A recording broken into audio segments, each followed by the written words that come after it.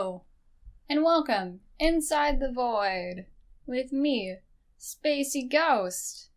If it's in the void, it's locally dubbed a day after the sub arrives. This is the anime/video game/whatever podcast that I have, and it's that time again. New seasons have arrived, and by that I mean summer animes here. I tried my best.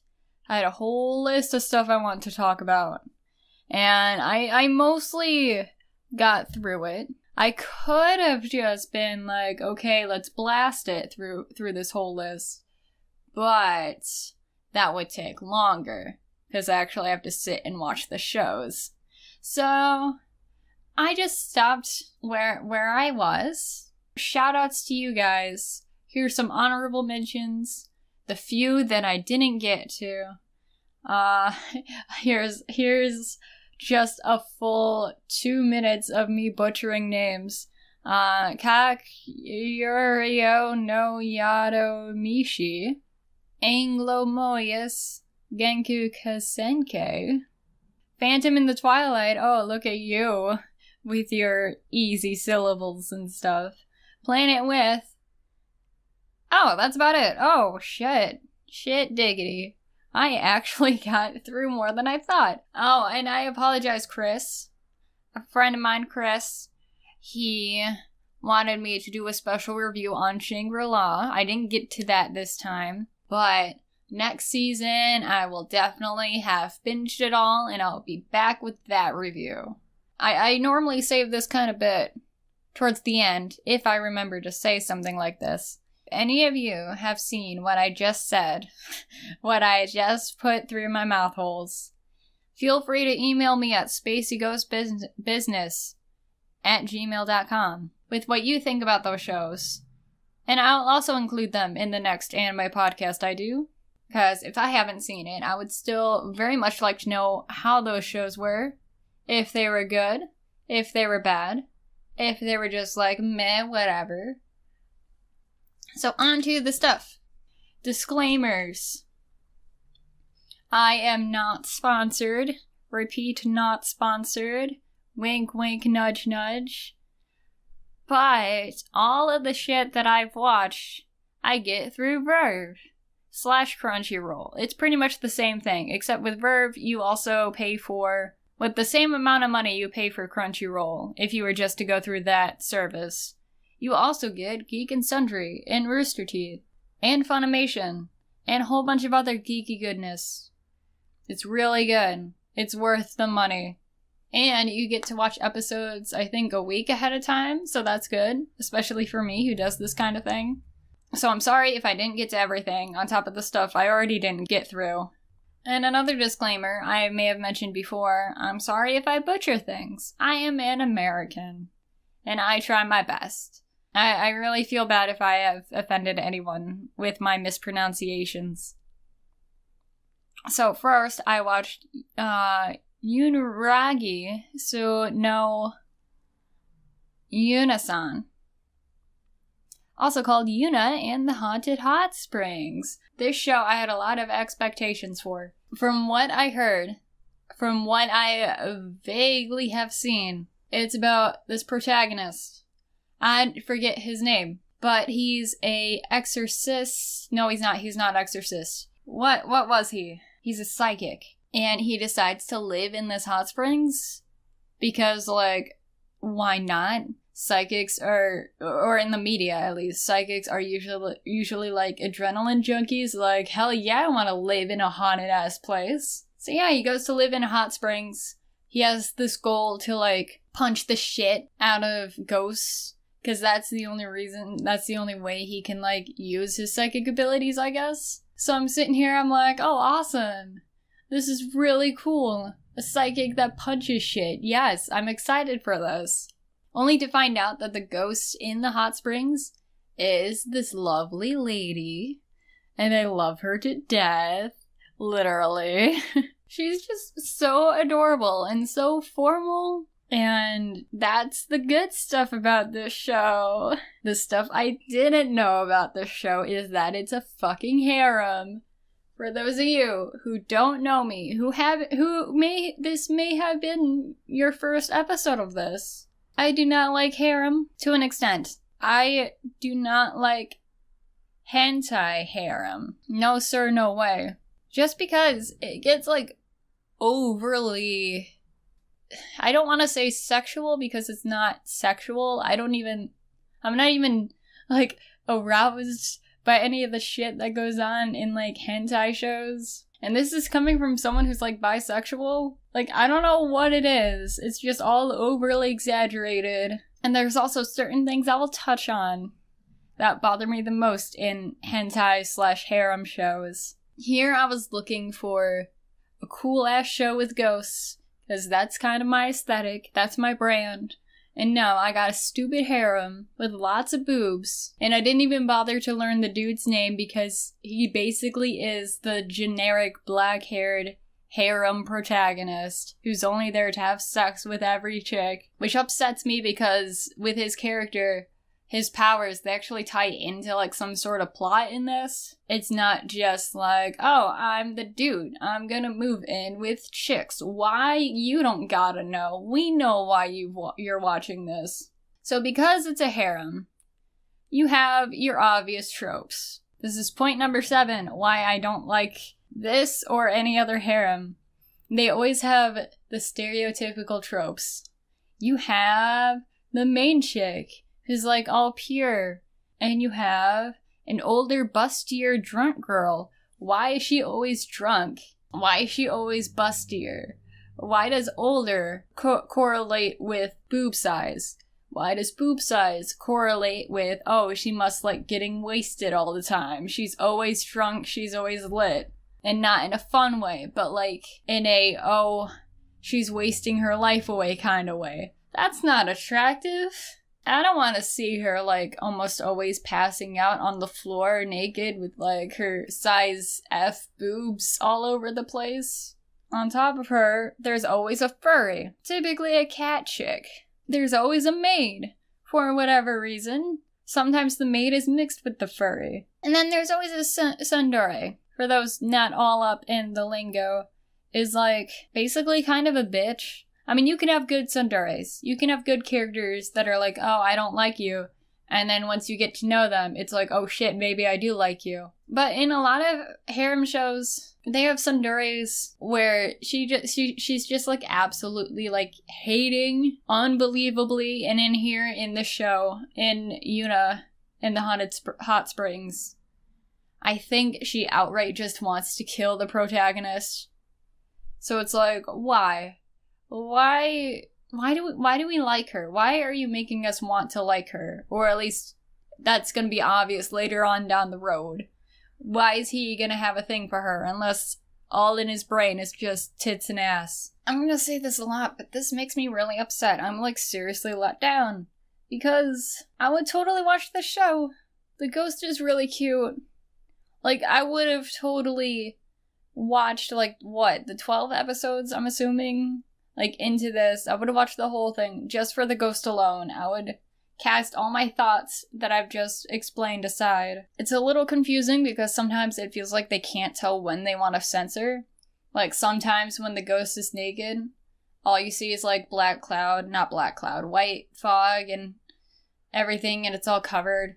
But other times, it's like, you're pretty much seeing everything. Oh, and I don't think I mentioned, but, like, the protagonist actually has a backstory.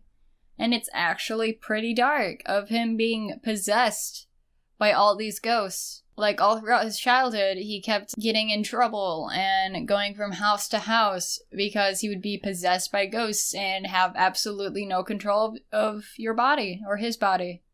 Like, imagine growing up, blacking out for, like, who knows how much time, and just having to deal with it and unable to do anything about it, or anyone, like, thinking you were telling the truth because, oh, ghosts aren't real. Or imagine being awake the whole time and knowing that you're doing shit you normally wouldn't do, but unable to stop yourself. Like, that's hella dark. That's hella real. Like, that is a truth some people out there do live. Not ghosts, but other reasons aside for that. And at first, when this came up, I'm like, holy shit. But then I watched more, and I realized the only reason this is happening is because they just wanted an excuse for this protagonist to know everything. Because every harem protagonist is just in the know about everything. And in here, it's like, oh, taxes? I was possessed by an accountant. Oh, tennis? I was possessed by a pro tennis player. Oh, you want me to be a lawyer? I was possessed by this lawyer for like 5 weeks. I know all of the laws, all of the loopholes, all of the lawyer stuff. That last part I made up.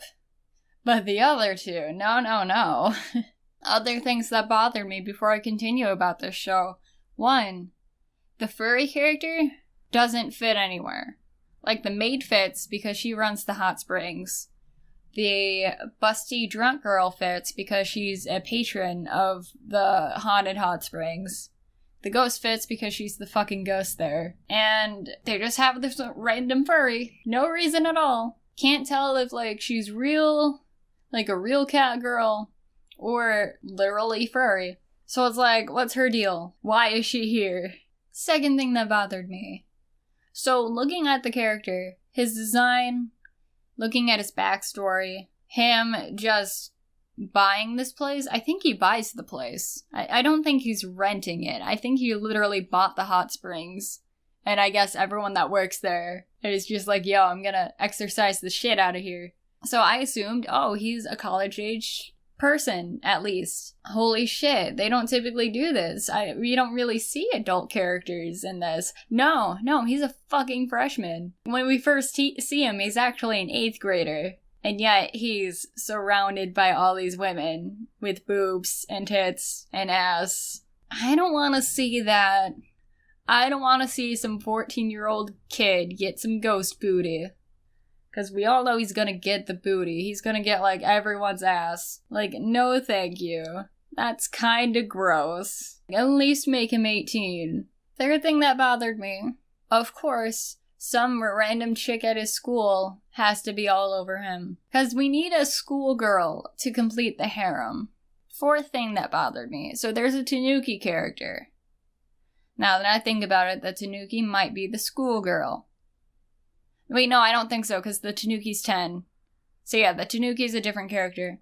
The thing about the Tanuki in this show is that once they turn 10 years old, they are kind of pushed out of the nest, whatever nest raccoon dogs have, and they have to shapeshift into adult humans and basically coexist with them, and that's that.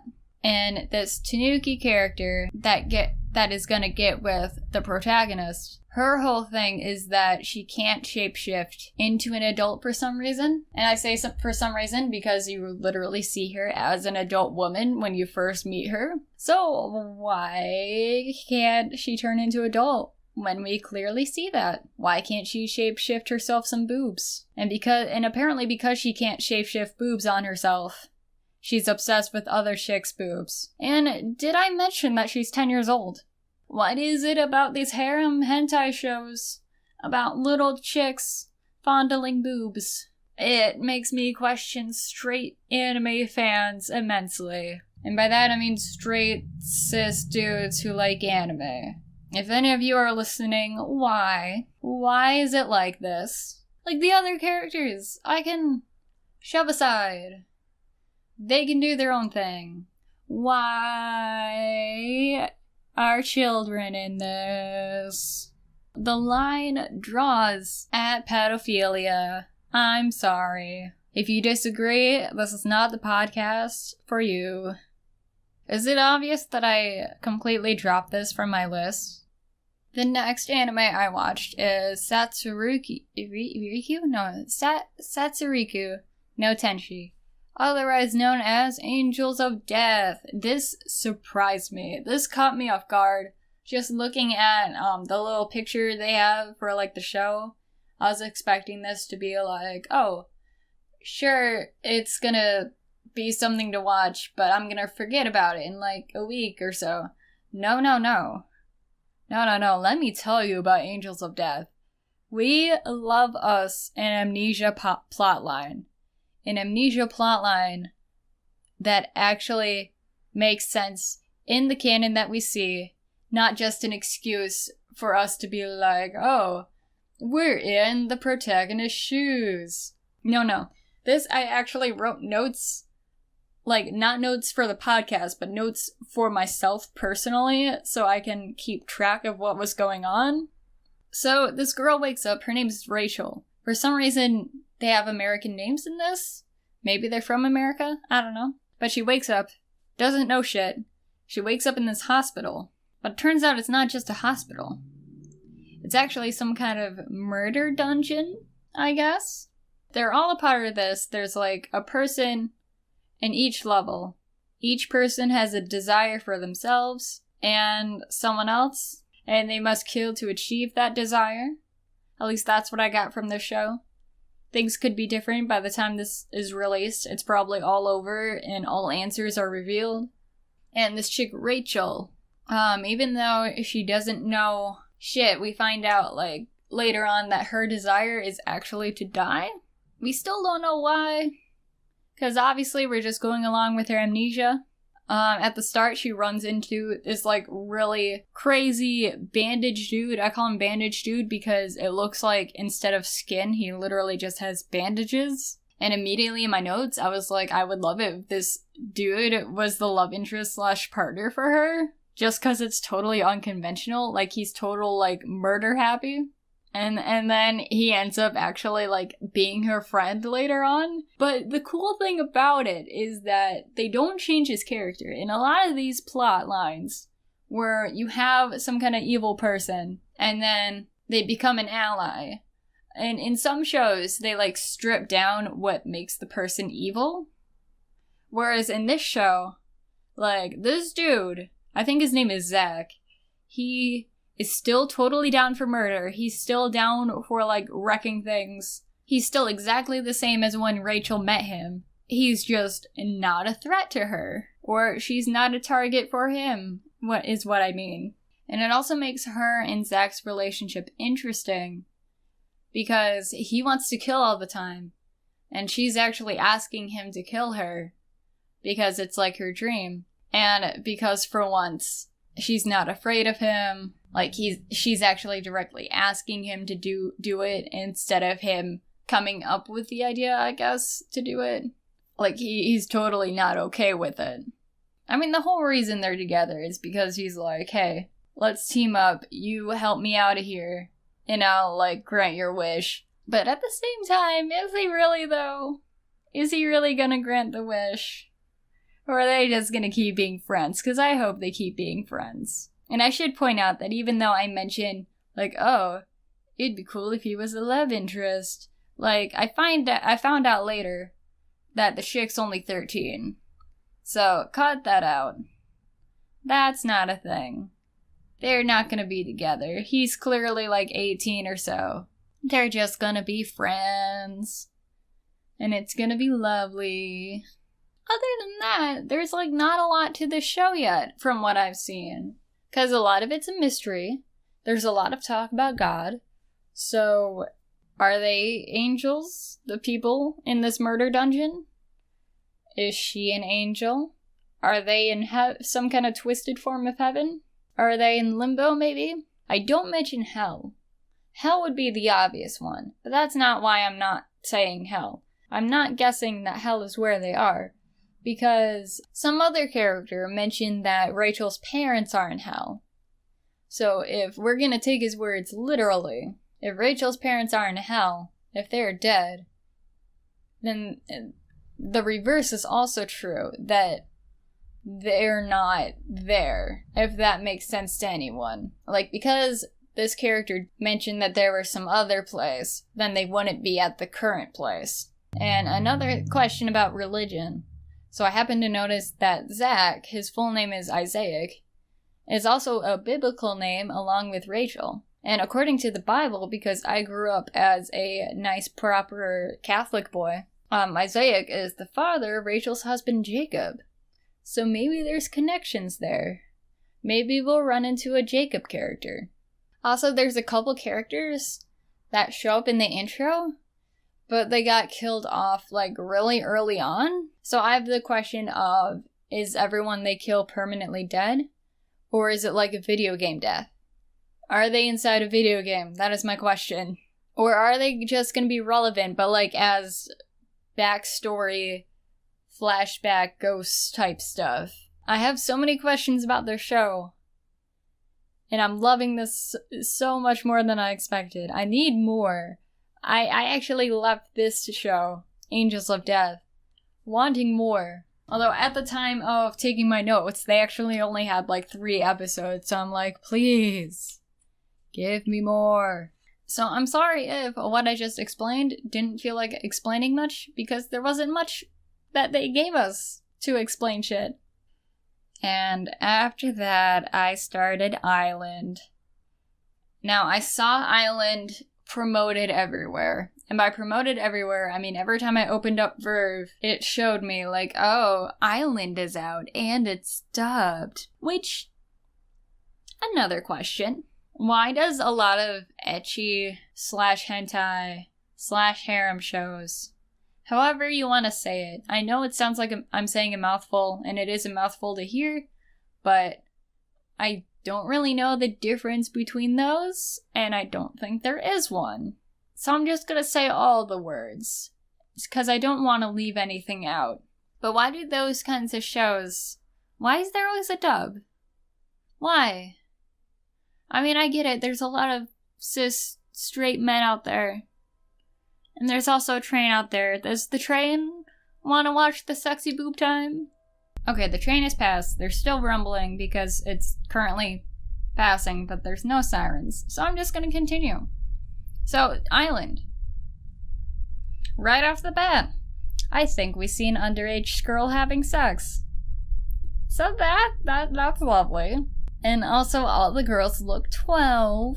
I don't know if they're actually 12. But if they're 18, those must be some fake-ass IDs. And for once, there's a scene where the chick falls on the dude's dick instead of the other way around, him falling in her tits. So yeah, we love some equality. That being said, it's still a hentai. So I should probably talk about the story. The story of this hentai. Yeah, that's right, I said those words in this microphone, in this podcast. We should just label this the Salty Podcast. So this guy wakes up on a beach. He lost his memory. Oh no. For some reason, this island doesn't like foreigners. But that's okay, because some random chick decides to, like, adopt him? Because apparently they're linked by destiny, and she doesn't even know why. But destiny, you can't fight destiny. Do you need any other story than that? You know how I mentioned, like, oh yes, we love amnesia plot lines. For some reason, whenever the guy gets a new memory, it's always linked to sex with these girls on this island. Why can't he run into a girl, have a weird flashback thing, but have it be them, like, talking, or, like, I don't know, hanging out shooting hoops. I don't know what people like to do for fun. But, like, no, it's just weird and sexual, and I think there's boobs. And it's confusing because it's like, again, these chicks literally look like children, and one of them might actually be a children.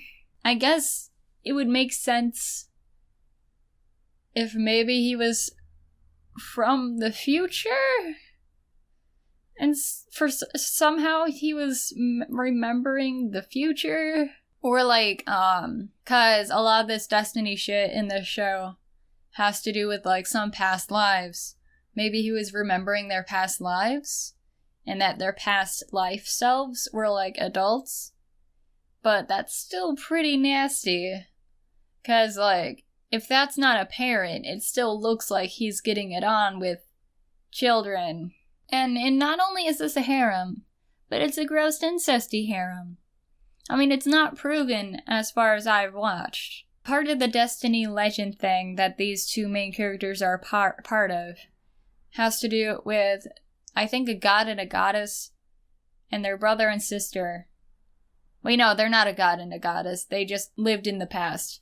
But yeah, part of the legend was that they had some kind of forbidden love because they're brother and sister. And even though they mention that, they just kind of gloss over it, and they focus on the romance part of the legend. But I'm still sitting here watching this thinking, excuse me, weren't they brother and sister? Like, even if the characters themselves aren't actually related, there's still the fact that they're kind of romanticizing it. If they are the reincarnation of these two characters, then wouldn't that kind of make them a brother and sister in a way? Like, again, it's not proving it, but something tells me the plot's just gonna mirror the legend, you know? Island is really weird, because if it weren't for the sexy flashbacks, and if it weren't for the weird incest legend thing, then otherwise, this show would be pretty tame. It's just a dude trying to find his memories with the help of this chick. So I might still try a couple more episodes of this, just to see if it's actually as tame as it seems, or if it's just gonna nosedive into tits and ass. And I am slightly curious about the dude's memories. Are they all gonna be sexual, or is there actually gonna be cool times plot with that? But also, they had a fantasy beach episode where the chicks pretended to have sex with each other, or have sex with him, to, for some reason, try and wake up one of their friends, which is such a reach. Like, even if it is a dream, even if they weren't actually doing it, they still animated parts of it, and that's still nasty, in my opinion. So again, I might try more of this, in case it's not as nasty as the beginning episodes are. I mean, it's dubbed, so it can't be that bad. And if it is, then I'm seriously judging Funimation hard about this. Moving on from Island, Hanabado. The English title is a lot longer than the Japanese title, The Badminton Play of Ayano Hanasaki. Right off the bat, animation flawless. I've been needing a new sports anime since Haikyuu ended, or it went on break, or whatever it did, to like hype about. And plus, it's a sports anime without over-sexualization. And did I mention this is a women's sports anime? I was totally expecting this to just be like, what was that one called? The one where the whole sport was them, like, shoving each other in the ass and the tits. I think it's like Kaiji or something. I know it started with a K, but I thought it would be exactly like that. But no, it's literally just a sports anime that happens to include women, and it shows off the sport really well, and especially in a sport where there's a lot of movement. Like, you see them like dashing places and like jumping like constantly, because like it's badminton, of course, and there is no overt boob jiggles. There's no like, oh my gosh, my suit is so tight. Like, no, none of that. It's just sports, women. And did I mention that there's gays? Because there's gays in this too, and it's explicit gays. Like, I think right off the bat, when you first see the main character, and I mean like when you see her talk, like her friend is talking about dudes, she mentions how the main character, just casually, just isn't into dudes. And I love that. I love that so much. Oh, and on top of the, what I mentioned, like there's also a locker room scene. And it's just treated like an everyday normal thing, just people getting undressed. And there's no close-ups to, like, them taking off their shirts or boobs flying everywhere. No, it's just an everyday thing in the dressing room. Other things I liked. I like how the third-year chick loves to smash. Let her smash. Please. She's doing her best to be good at the sport. Just let her do her thing. I love how subtle the score is. As much as I love all the dubstep and free, as much as I love and get hyped over the music in Haikyuu, the way the music is, it makes everything seem so natural and just so pleasant. Also, I really hope Ayano, the main character, And Elena, I think that's like her best friend. I really hope they get together. I think that would be so cute. I feel like they belong together because Elena, even though they don't have very much in common, Elena knows what Ayano like secretly wants and desires, and she's willing to do anything, even joining this badminton club, even though she doesn't want to or have a reason to besides Ayano's dream. Like, she's willing to do anything for her. Things I didn't like. There's a chick that looks like a Miku Hatsune knockoff. I think she has blonde hair. She's really annoying and out of place, and I don't like her because it's very obvious how out of place she is. And she's also really manipulative. And literally, if it weren't for her, Ayano would have her mother around. And it's over some kind of, like, stupid, petty way, too. And also, like, Ayano, she grew up without her mother. We learned that, and I just assumed, oh, it's anime, her mom must have died, what a sad tragedy. But no. Turns out the mom just left.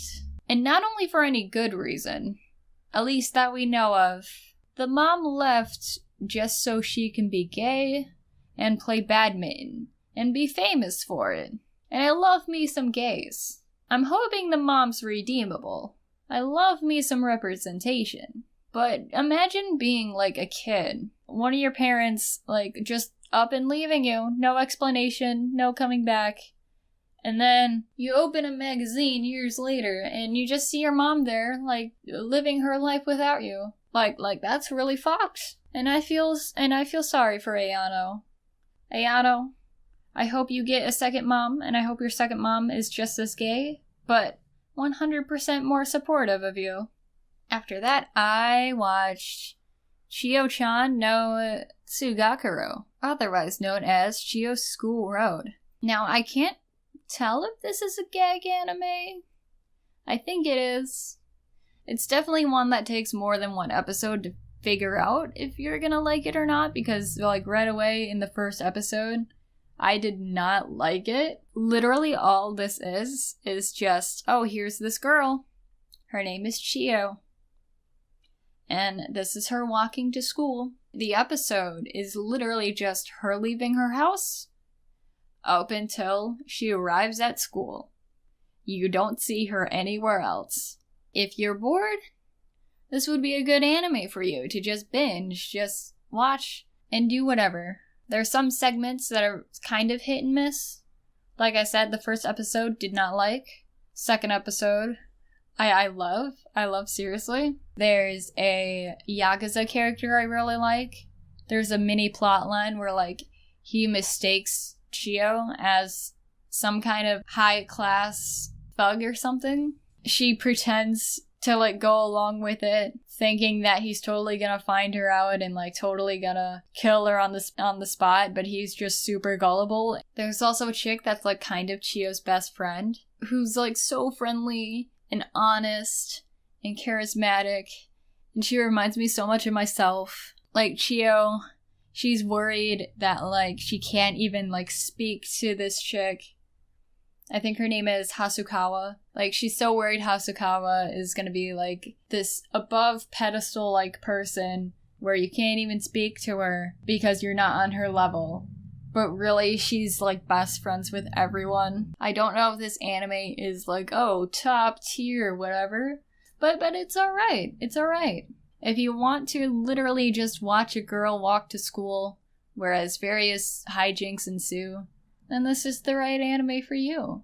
After that is another pleasant anime, Kyoto Teramachi Sanjo no Holmes, otherwise known as Holmes at Kyoto. Now, this anime is kind of like a Japanese Sherlock, you can tell just by the title, but it's not that bad. A lot of Japanese Sherlock type things, or just Sherlock type things in general, it feels like they overtly lay on the Sherlockiness. But again, this isn't bad. It's about an antique shop and finding counterfeits, but in a way that isn't boring. And the guy that runs the antique shop, he's very polite and formal, but he's not a direct stick in the mud. If anything, I would say his character is a lot better characterization of Sherlock than, I don't know, maybe BBC Sherlock? Maybe a little bit? Maybe Robert Downey Jr.'s Sherlock, maybe a little bit. Am I creating hate out there in these airwaves?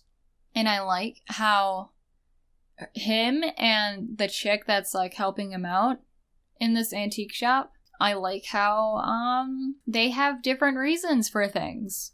I like how they can be partners, not romantically, but I mean partners in the shop. I like how they can just hang out and they have their reasons. I literally just said that again, but whatever. Like, the girl, she has her own agenda. She's her own person. She doesn't need to be with Sherlock Holmes. I'm just gonna call him Sherlock Holmes. Cause, come on, that's who he is. Like I said at the beginning, this is pleasant. If you like a little bit of mystery, but not too much mystery. If you like an anime with standalone story episodes, then watch Holmes at Kyoto. There's 2 shorter things I want to talk about before I get into the heavy stuff. Haru Saibo, Cells at Work. This is getting a lot of traction now. I can see this already having like Pop Team Epic levels of cosplay popularity. Although that's gonna suck for certain people. Like, let's pour one out to all of the poor cosplayers having to config cosplay as the handsome white blood cell guy and have to cover themselves completely in white paint. Unless they used to be a Homestuck, then they got this down pat. But otherwise, you poor souls, you. So what Cells at Work is it's an educational gag anime. It's a gag anime, but they shove a lot of exposition and actual biological education. Like, if you're studying for a biology test, watch this show, please. Take cliff notes on it. The different designs for the different cells. It is very anime. Like, especially the germs. Like, they look like grunts you would see in, like, Power Rangers or something. It's not bad. I am in love with the little, I forget what they're called. I think they're, like, pallets or something. The cells that are, like, little toddler kindergartner characters. They're so cute and adorable, and I want to watch a whole show just based on them. Also, watch out, there's surprisingly a lot of blood and gore in this, which makes sense because it's about cells, it's about the human body. There's not really much else to say about it, because it's just the cells in your body, and how anime decides they're gonna fight back germs and stuff. I'm glad I checked this out just to see what the fuss was all about. I wouldn't watch it on my own. I feel like this is one of those shows where, like, you'd watch with a group of your friends and just have a blast with. Although I could see this show getting really repetitive with its episodes. Oh no, here's this brand new disease we're gonna showcase. And then the white blood cell coming in and punching the shit out of it. And then it's like, oh, here's your lesson. Here's what's actually happening. So yeah, unless I get a group of people who actually want to watch this, I'm not gonna continue farther than how I went. Or how far I went, I should say. The other more shorter anime snippet thingy review that I'm going to talk about is Ossabaw. I've only seen 1 episode of this, and that's very telling. I don't typically do that. I'm typically very much the person that's like, oh yeah, watch more than 1 episode, because you never know. But this anime is honestly kind of lame. Like, the art's pretty, but it doesn't fit the rest of the anime. Like, I guess it's supposed to be a comedy, and the art style does change depending on, like, certain comedic cues, but, like, it doesn't really make it funny. And it's not that the jokes are bad, it just doesn't sound like they're jokes, you know? And the whole plot is like, oh no, this English exchange student here, she is not actually English. Oh no, conflicts. Like, is that supposed to be shocking to me? Is that supposed to be funny? I don't know what I'm supposed to be feeling about the plot or the characters. Like, so far, it doesn't give me a reason to like any of them either. So yeah, Ossabaw. The first one I'm gonna drop on the first episode. No thank you, sir. I'm sorry. And now, we have Haru Kanto Receive. Now this, I accidentally snuck a peek at, like, the genre that was like listed on the anime list app I have, and it listed it as ecchi, and this is a volleyball anime. So here I was thinking, oh, it's also a women's volleyball anime, a beach volleyball women's anime. So it may not actually be ecchi. It could just be misconstrued just because they're on a beach. They have to wear their swimsuits. Just because there's like boobs all over the place doesn't mean it's gonna necessarily be a porn. And then I was mistaken. Things that I liked about it, of the very few things. I like how the main chick is taller than the rest. I love me some big ladies. And also that's really important in sports. Although she's dumb as bricks. Like, it takes a whole episode for her to figure out, like, oh, I can easily catch the ball if I don't look directly at the sun. Like, no shit. There's a dark-haired character that they end up joining up with in this volleyball business, who's like super serious. So serious it's unbearable. Like, oh, there's no aces in beach volleyball. Like, calm down, edgelord. It's just beach volleyball. It's not like it's the end of the world. It's not like the main character was being, like, serious about anything. It wasn't until episode 2 where I found out why it's labeled as an ecchi. I'm gonna start off by saying this. This show is kind of like a lesbian version of Free. You know, the swimming anime that was, like, really popular, and it still is kind of popular, but not as much as it was back in, like, 2013-ish. Like, you find out later, oh, this dark-haired chick and this cousin of the main character, they actually were partners. Like, literal, like, dating partners, and that's why they don't like each other. Or at least that's why the dark-haired chick is, like, really stern and an asshole. And that's why the cousin is all sad and depressed and why she quit volleyball. And I guess it's kind of to be assumed that the new partner of the dark-haired chick is like actual official partner, like relationship partner, not just volleyball partner. So again, actual gays, actual rep. I love. I support. But they brought incest into it. And by that I mean the main character. I really gotta remember to explain the full plot before I get into my review thing. I'm just frustrated by this, if anything. Like, the main character, she moves to this place. I forget why. She moves in with her cousin and her grandmother. And that's why she's there, how she gets involved with beach volleyball. And she becomes, I guess unofficially, but later on officially, I'm assuming, like the partner to her cousin's volleyball thing. Because in beach volleyball, there's only like 2 players on each side of the court.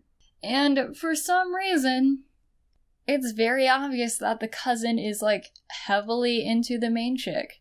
At really high levels. Like, there's a part where, for some reason, I don't know why, probably just an excuse to, like, throw porn in there. Like, they have to take in the main chick's bathing suit because she's a big lady. And the cousin is having a little too much fun doing it. Like, no. Fuck that.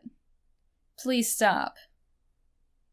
Why do all these harem shows have to do with incest? I'm seriously questioning you, Japan. Like, if they were not related, like, if that was the only thing to rewrite about this show, they just happened to be chicks, maybe make the cousin, like, not her cousin, but her next-door neighbor, then maybe I would enjoy this.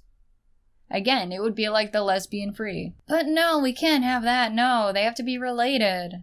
I'm sorry, they brought incest to it, so I'm just dropping this. I don't care if it gets better. I don't care if they have chemistry. Whatever, I don't care.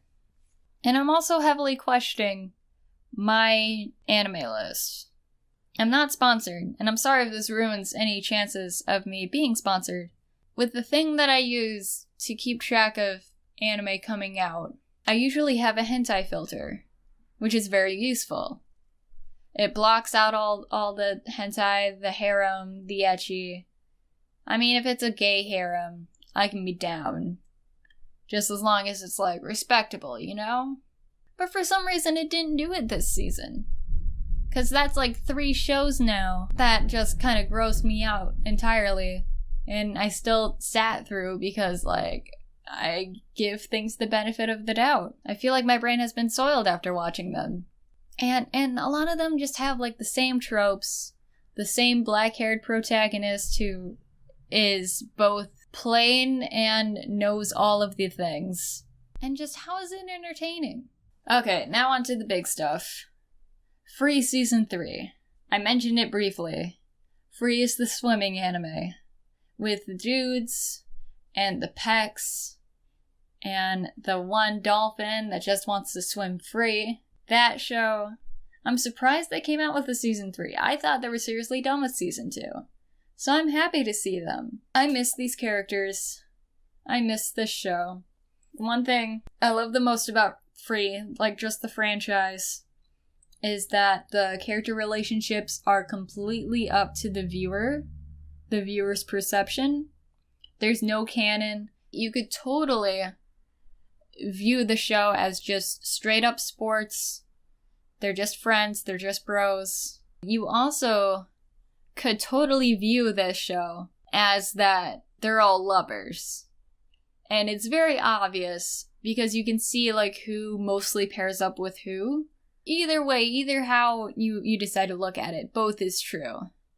Personally, I view this as a romance type of sports anime. Like it's sports, but also they have these relationships that mean just as much as the sport itself to these characters. So I will continue talking in this review as if Free was a romance, officially. And I love how even in college, Haru and Makoto still see each other and walk to school together because they're totally dating now. It's nice because in the other seasons, you see all the way from like Makoto when he was a little kid doing it. So it's just really nice that progression of like, oh, these are adults. They don't necessarily live together anymore, but they still take these moments of their day to like spend with each other. What I wasn't expecting. So, Free is based on a short manga called High Speed, I believe, which is basically just these characters as kids. And they actually came out with a High Speed movie. That's not what it's called, but that's what I call it. Hold on, let me look up what it's actually called, just so you guys can actually look it up for yourselves. I think it came out like 2016. Hold on. Oh, it literally is called High Speed Free Starting Days. Like, I literally rated it as like a 10, a masterpiece on my anime list. And it's all about, like I said, Haru and Makoto with like their old swim team when they were in middle school, before Rin, before Nagisa, I think. Yeah, I'm pretty sure. They were still friends with Nagisa, but Nagisa is like younger, so he wasn't involved or anything. And also, wink wink nudge nudge cough cough romance. That's also the movie where Makoto literally confesses his love to Haru. So how can you not say that this isn't a romance? But no shame, no judgment here if you don't. Just wanting to point that out. But one surprising thing I noticed when watching this is like, because with a lot of anime movies, they do this thing where they introduce characters or they introduce like a backstory and then they completely forget about that in like the actual canon of the show. Here in Free Season 3, they actually use those characters. You actually see the characters from the movie, like as adults. Like you see them all grown up. You see them hanging out with Haru and Makoto. And just in case anyone hasn't seen the movie, they do briefly show scenes from the movie, or like expanded on the movie, I mean. Just so you're not like completely in the dark. So I think that's nice. And I love how the other members of the swim team aren't pushed aside or forgotten either. Even if they have these new characters to focus on. Like you still see snippets of Nagisa and Ray. like them still in high school. You still see snippets of Rin with his Australian team. And the dubbing with that is nice. Like, because he's in Australia, they all speak English. There is certain moments where Rin still speaks in Japanese because that's like his native language. But also, the English isn't like real extremely out of place or anything. If you were a fan of Free in the past, this would be a really nice addition. I'm glad to see that it hasn't tanked. I'm glad to see these characters growing up and living on their own outside of high school. I'm really excited to see them take the show to like new levels and new heights. I really hope Rin gets accepted into the Olympics. Same with Haru. Maybe? Is that his goal? I forget. I know they want to compete. I know that's like their dream, to like be professional swimming team people. So if we ever see that towards the end of the show, I'm gonna cry. I'm gonna cry for my swim boys. And last but not least, I have what may be actually the best of this season. This is another one that took me off guard, along with Angels of Death. This one is called King of Lord of Vermilion, the Crimson King, which apparently is based off a video game. And usually for anime adapted from video games, they're not that good. Like, you can tell that they're like skipping over certain parts, or that you're just getting the cliff notes of what the game actually is. I think I've talked a bit of the same thing when talking about Caluglia. But this interests me. Like, things are going okay, things are usual. This kid and his friend, and he has a third friend, they're going to school. And then for some reason, everyone in Japan dies. Just casually, everyone in Japan dies. And the main character wakes up, and there's this lolly chick that's like talking with him. And apparently she's like God, or at least a god. Apparently, for some reason or other, this main character and whoever else survived from this like death plague thing in Japan, they are descendants from like these heroes. What are they called? Hold on. I'm trying to look for where it is in my notes, but I can't find it. But yeah, and they gotta battle against these villains called the Agents of Chaos. And even though it shows right from the beginning in like a flashback, like which character is on which side, who's the villain, who's the hero, who lives, who dies, who tells their story. But, like, I have poor memory. And since I had no other reference to connect any of those characters with in that flashback, I completely forgot who's evil and who's not. So that's a fun little thing. I mean, if I ever to rewatch the beginning, then obviously I would now be able to point out certain plot points and know ahead of time, like, oh no, spoilers. But it's interesting because in this show, there's a prophecy that in 40 years, the Earth is gonna turn to shit, like the world's gonna end. Again, it's interesting because it's not like they're fighting to stop it. The world is gonna end no matter which side wins in this, like, war they're having against each other.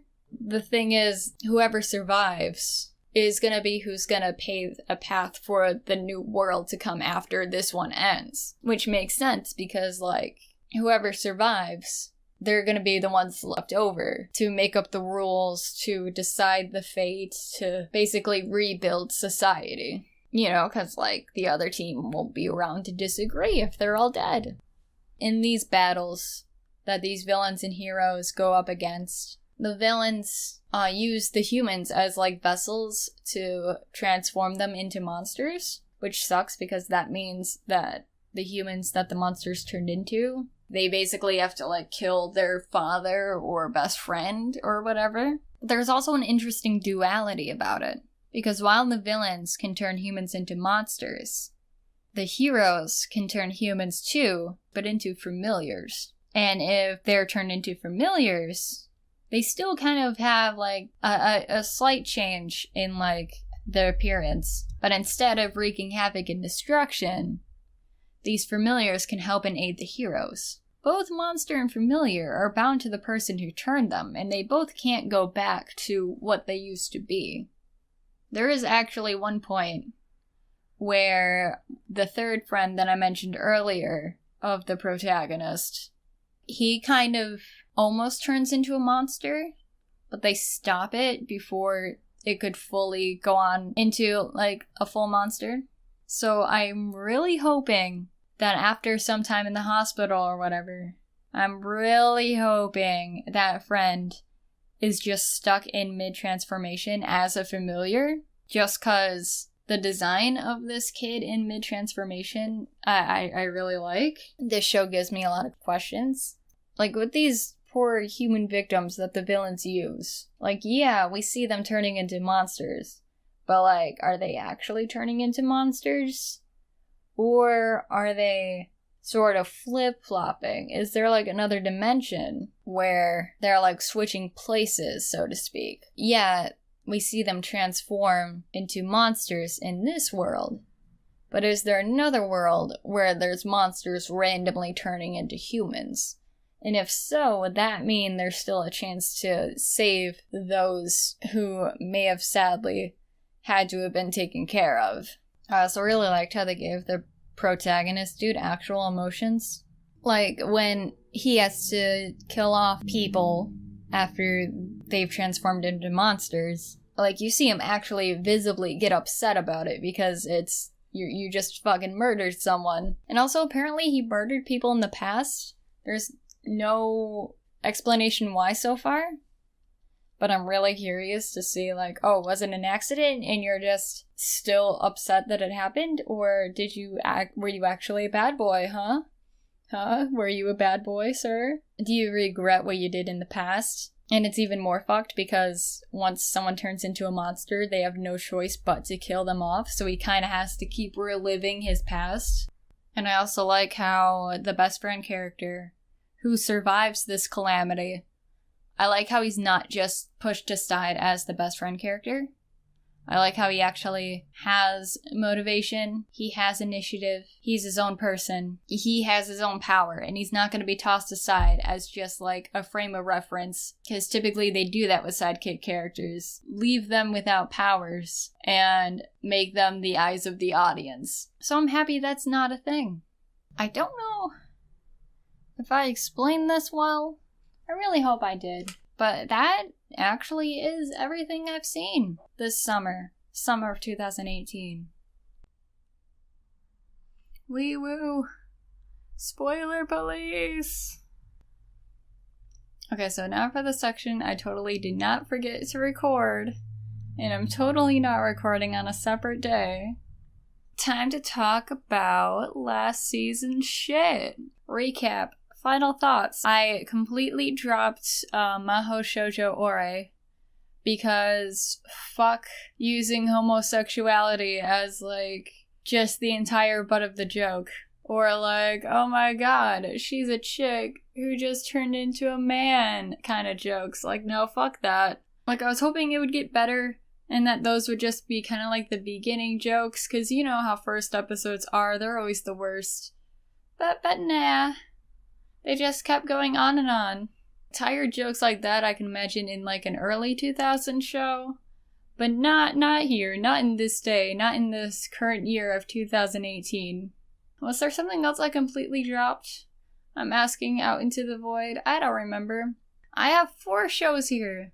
I feel like I talked about 5 in the last anime podcast. Although one of those 5 might be my special review, and that's different. We're not talking about that here. Caluglia, I finished that. The ending, though. I don't know how entertaining this is going to be for people who, like, haven't watched this or, like, haven't gotten as far. But whatever. I really want to talk about the ending. Because you find out that the whole time the protagonist isn't who he appears to be. Which makes sense because you see him go through this door, this opening, and you're totally expecting him to, like, betray the group. And you do see there is the traitor amongst them. And you see him and you find out that he's part of this team that, like, made these Vocaloids. which is really interesting because, like, of all people to be the leader of the group going against them, so to speak, is the same person who created them. And you go through his day, he seems perfectly fine, like, he doesn't act like he just suffered through all that the anime has showed us. And there's a reason for that, because it's not the same dude. No, you find out that the protagonist is a completely different dude than what he looks like in the Mobius, it's called, the secret area in the internet these Vocaloids are trying to achieve true happiness with. Which makes sense, because you find out all these characters, they look completely different. Maybe not drastically so, but completely different in their, like, Mobius true selves, I'm using air quotes, than, like, how they are in reality. And the protagonist, the reason why he looks like a different dude is because he took on the appearance of the different dude, because he just thought he was really cool and he wanted to emulate that coolness. He actually has a sort of intimate relationship with this Vocaloid that's wreaking havoc. I know that they don't call them Vocaloids in the show, but that's literally what they are in the game. And by intimate, I don't mean in, like, a weird, gross sexual way, which, just following anime tropes, I almost expected this to go in that direction, and I'm happy it didn't. He vented to her, like, his own creation, and it sort of snowballed into having kind of a mind of its own. It makes sense that it's up to him to kind of delete its data and whatnot. And I love the episode where you dive into the other members of this Go Home Club, like, their reasonings for being in Mobius and just how different they are between reality and where they're stuck at. Like, there's one character who's actually, like, 10 years old, which suddenly brings to light, like, all of his interactions. And I also like how not everyone has, like, a super serious, dark, edgy reason for being there. And they do address that, like, oh, just because my pain isn't as severe as yours doesn't mean it's still not painful to me. Like, I enjoy that immensely. To be honest, in the middle, it was a bit of a rough ride. Like, I wasn't sure if I was gonna completely complete this as much as I was blown away at the beginning. But I'm happy that I finished it, and I would still recommend anyone who's, like, a fan of Persona, or just wants a little something different, especially because the head writer person was the scenario writer for a lot of the Persona games. I know y'all might want me to talk about Boku no Hero. I'm still watching it. I haven't got much farther than the last time, so there's not really anything substantial I could say about it.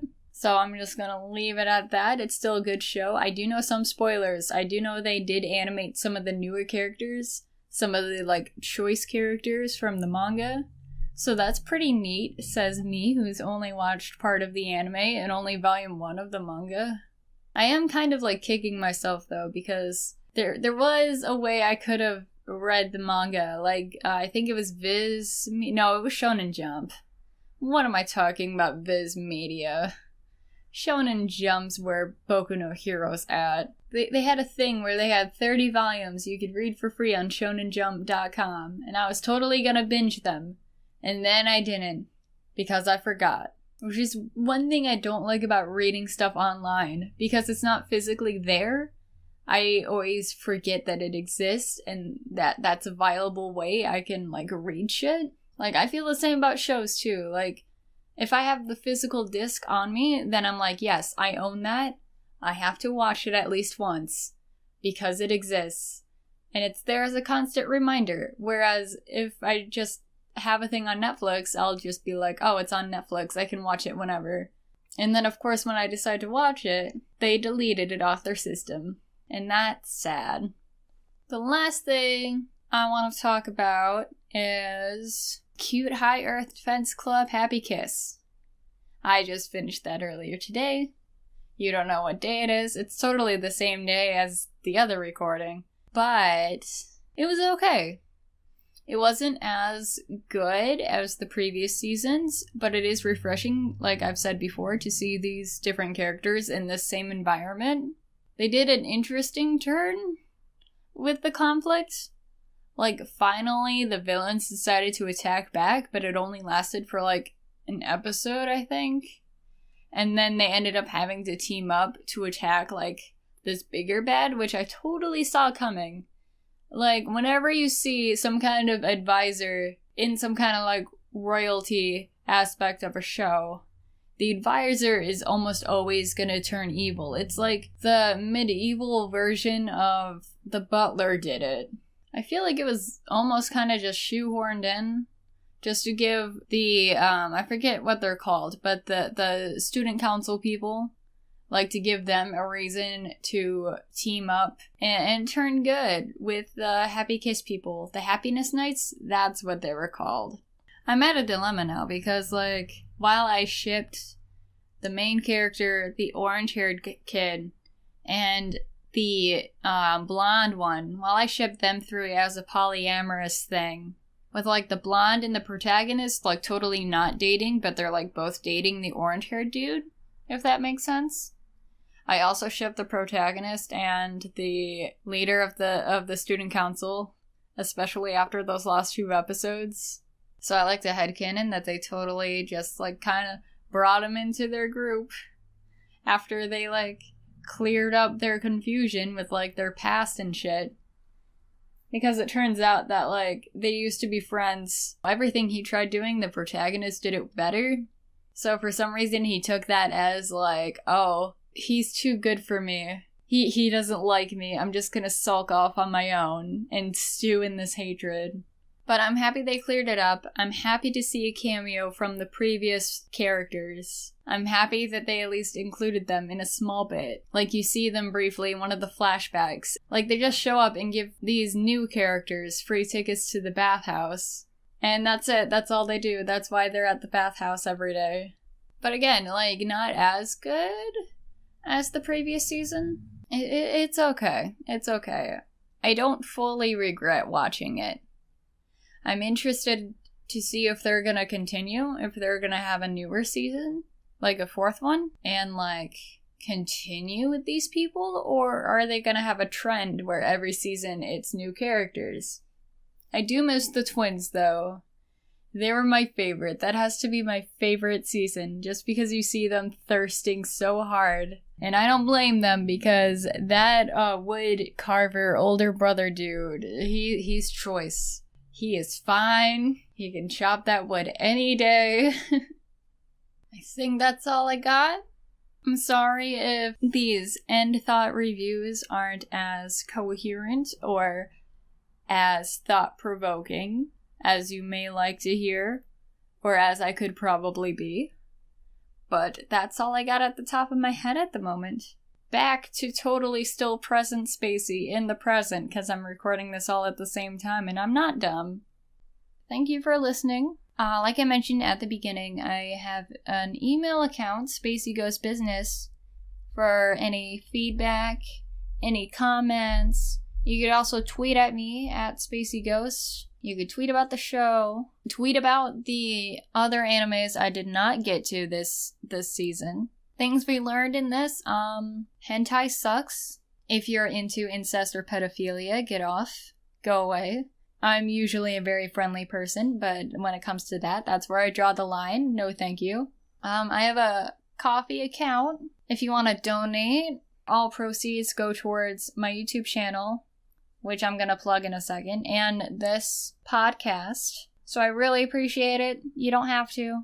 But again, I really appreciate it if you do. I also run a YouTube channel, Spacey Ghost, where I live stream video games. I'm recording a bunch of podcast episodes out of order, so I don't know where this is gonna lie, but I did do, or I'm going to do, some collab episodes with my roommates, so those are gonna be fun. Let me know how you thought about those.